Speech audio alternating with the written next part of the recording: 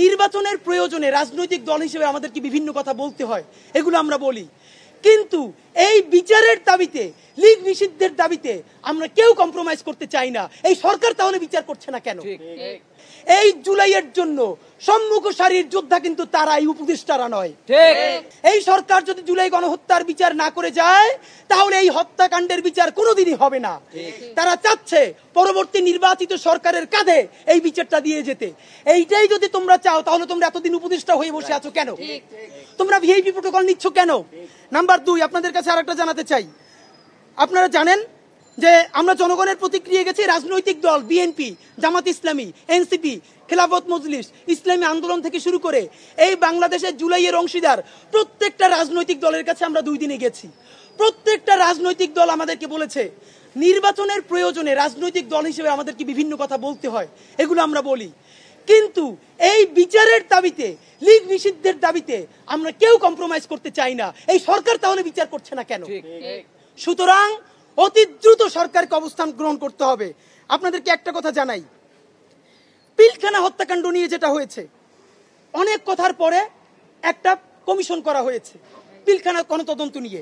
এই পিলখানা গণতদন্তের পরে সেইখানে একটা ধারা রাখা হয়েছে, যতগুলো বর্তমান মামলা চলমান আছে, বর্তমান কমিশন এই কোন চলমান মামলা নিয়ে কথাও বলতে পারবে না, তার সাক্ষীদেরকেও ডাকতে পারবে না, তার ভিকটিমদেরকেও ডাকতে পারবে না। কি ভাই, আপনি এইটার মাধ্যমে রাষ্ট্রের প্রত্যেক এজেন্সিকে কি আপনি দায় মুক্তি দিচ্ছেন? কথার কথা, দায়ের দায় আপনি একটা কমিশন করেছেন, সাক্ষীকেও ডাকতে পারবে না কথা বলার জন্য। যার বিরুদ্ধে অভিযোগ করা হয়েছে তাকেও ডাকা যাবে না, ডাকবে কারে? আমারে? মানে এটা কেমন মকারি?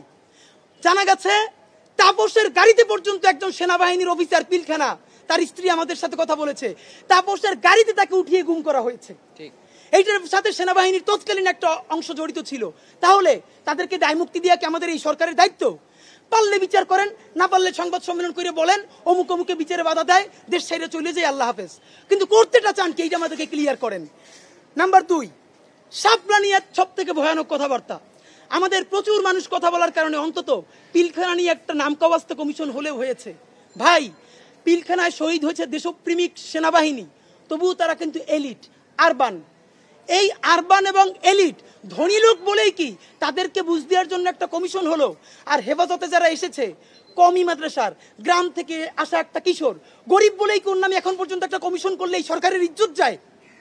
এই সরকারের শাপলা নিয়ে কথা বলতে যদি ইজ্জত যায়, তাহলে শাপলার লোকদের ত্যাগের বিনিময়ে যে জুলাই হয়েছে, সেই জুলাইয়ের সরকার হইতে তার ইজ্জত যায় না? যাত্রাবাড়িতে 80 জনের অধিক মাদ্রাসার ছেলে শহীদ হয়েছে, হাজার হাজার মাদ্রাসা ছেলে পঙ্গু হয়ে আছে।